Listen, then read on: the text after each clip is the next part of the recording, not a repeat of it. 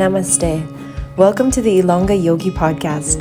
My name is Kate, and Ilongga, which means I'm a native of Iloilo, a small but beautiful city in the Philippines. I'm a certified yoga instructor and I own a yoga studio here in Iloilo City as well. I share content on yoga, mindfulness, fitness, mental health, self-care, and wellness. And for today's episode, I will be sharing with you how I get back on track after an episode of depression. Before we get into it, I want to let you know that I teach classes both at my yoga studio and online. So if you're interested in taking a class with me, just head over to ilonggayogi.com/bodyloveyogailoilo for the schedule and rates and to book as well. So hello and welcome back to another episode. Right now, I am not looking the best because I am literally in bed in my PJs, haven't taken a shower. All I've done so far, it's already like 3 p.m. I have just eaten random stuff because I am not feeling it. I am just feeling drained and tired. And I've been feeling that way for the whole week, I think. Last week, I noticed that my mood, my energy was really at its peak. And then after that, I kind of had to pull it back down again because I did feel like that could have gotten me to mania, to like my manic stage, just very hyper, very energetic. I even went out last week. And if I kept going at that rate, then I know that the fall or the dip will be really hard. But I don't know what happened or what's going on. Maybe it has to do with my cycle or something, or just, I have no idea. It's something that I'm still trying to understand and figure out. But after trying to pull myself back into a balanced state, I guess I went too far. I don't know, because now I feel just very down and I have to teach later on, and it's like, since yesterday, I am forcing myself to show up, dragging my feet to show up for class and to show up for work, because I also have other things that I have to do besides teaching. So the work that I need to do, I have kind of had to put off, and my routine is a little bit all over the place, basically. And so I don't feel my best, and I didn't even want to record a podcast. I didn't even want to do anything today, just so that I can have enough energy to show up for class, because the class I'm going to teach tonight is going to be intense, and it requires my physical energy and strength. And it's classes like this that I kind of honestly dread teaching, but I know that my students can benefit from it the most. So it's really not for me. So it definitely drains me a little bit. But I felt like this would actually be the perfect time to also record this podcast, because I already planned out that this was going to be the topic for today for my podcast episode, and it's quite perfect timing. So that's why I'm here. I just quickly came up with this script so that I can show up for this podcast and record it and get it over with. And also you'll see in a little bit that what I talk about here can actually help me right now. And so we're going to go through this together. And if you're someone who also deals with burnout or depression, or if you're just like me who also has bipolar disorder, then maybe this can help you too, or you can share what you do to help you get back on track. So I can learn from that as well, or anyone who reads it can learn from that as well. So let's start out with how am I feeling right now? So I already kind of talked about it earlier, but it's those days where I just couldn't get myself to stick to my routine in the morning. And then there are days when I don't completely stick to my routine, because I know that, again, with my routine, it's really like the backbone of my life, maybe.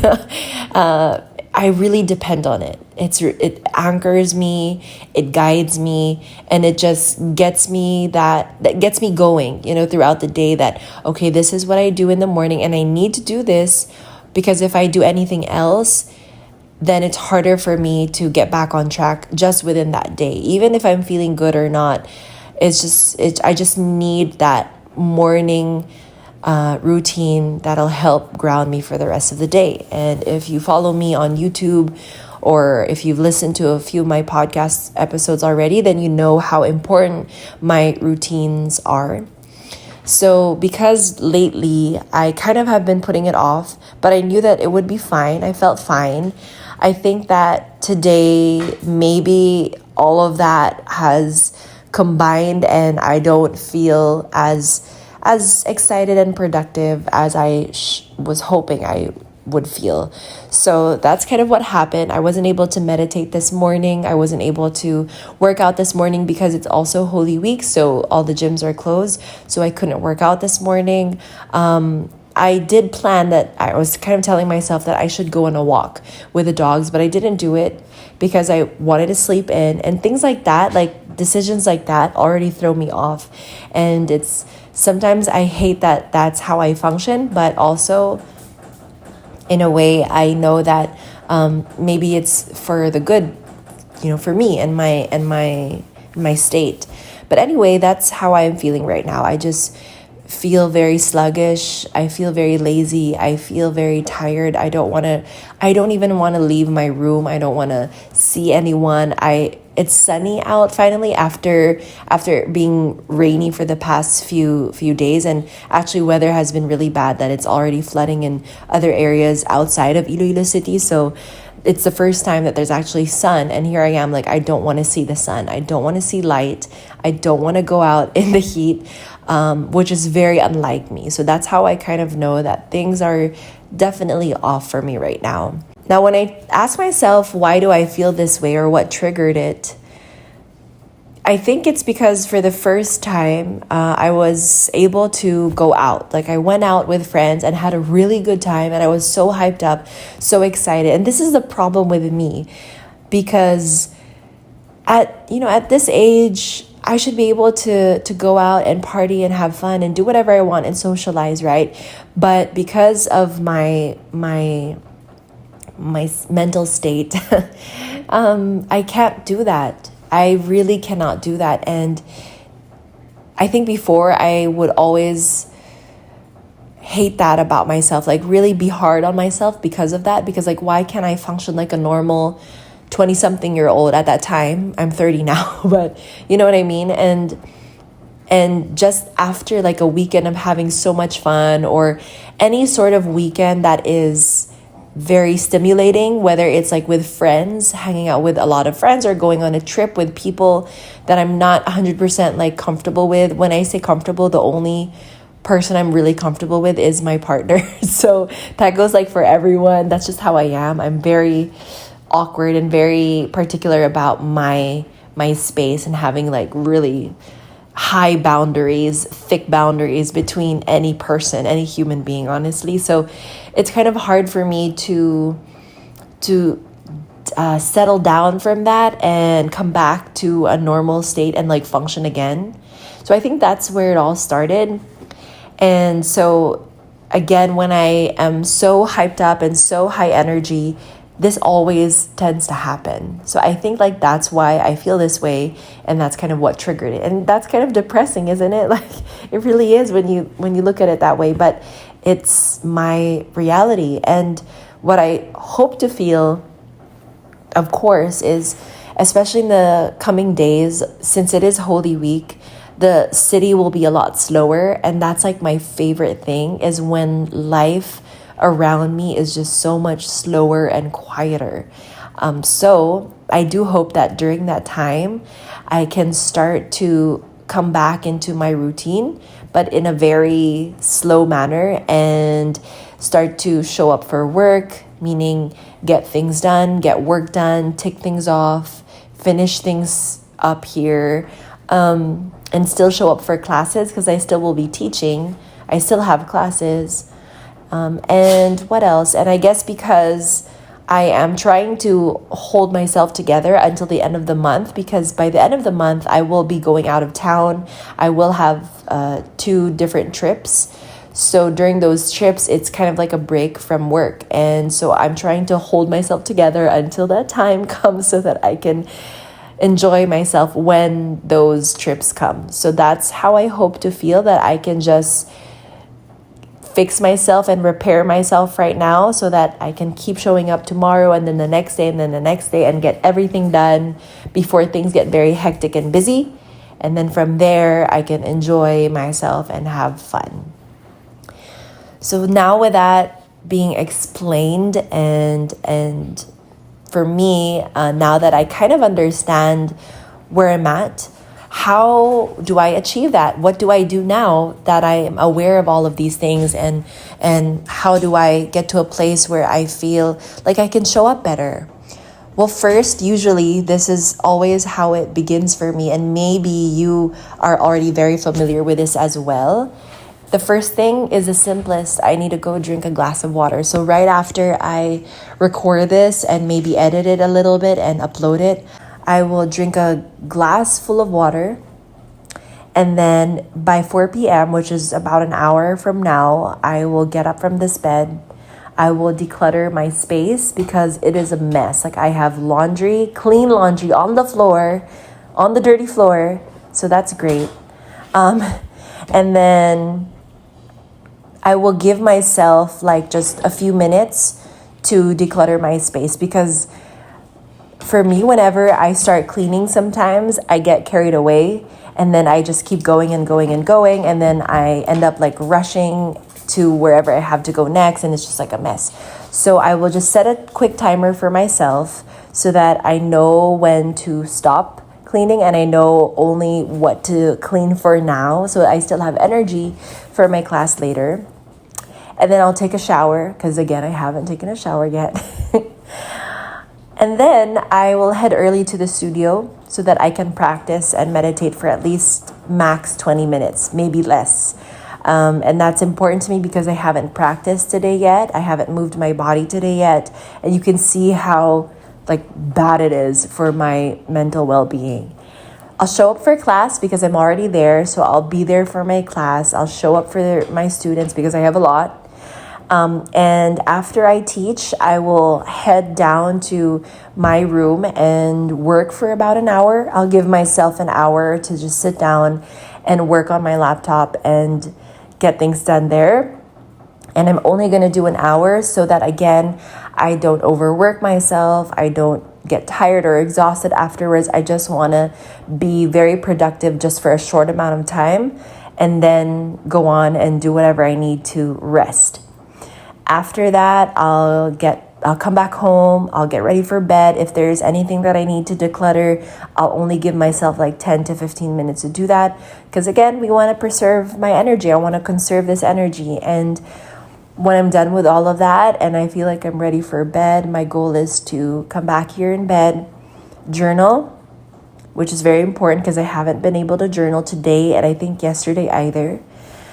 I'll read a book. That always helps me keep myself off my phone, keep me off my phone, because I think that's another factor. I've been very addicted to my phone just this week only. And I think that I need to take a break from it by tonight, like onwards, after this onwards. I should take a quick break from that so that I can calm my thoughts a little bit and come back to reality in a way. And then I will sleep with a guided meditation to assist me and so that I can really sleep in a deep way. So that may seem like a lot, but if I look at it, these are very, very simple things that are going to create this huge change, this huge shift in what I'm feeling, that I hope that by tomorrow I can wake up and, like walk the dogs since I can't still go to the gym yet. And that'll help me like show up on my yoga mat tomorrow and do a full class maybe and show up for the work that I need to do, even if it's just for 2 hours max. That's a lot already. That's enough for me, especially if it's 2 hours of focused work. And since I don't have to teach tomorrow, then that will be a great way for me to just lounge and feel better about myself, that I was able to do all of these things early in the day so that for the rest of the day I can just do whatever I want and feel good about it too. And if that doesn't pan out as planned, it's okay. I'll try all of this again tomorrow. And, I've been here many, many times before.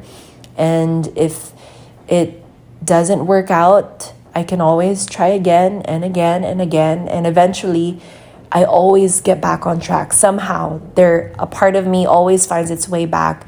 And that's all that really matters. And that always reminds me that whatever it is I'm feeling right now is always temporary. And I think that's why I don't feel as bad as I have in the past, and I can still do things like this. I can still record this episode. I can still function. I can still show up for other things in my life and take care of myself.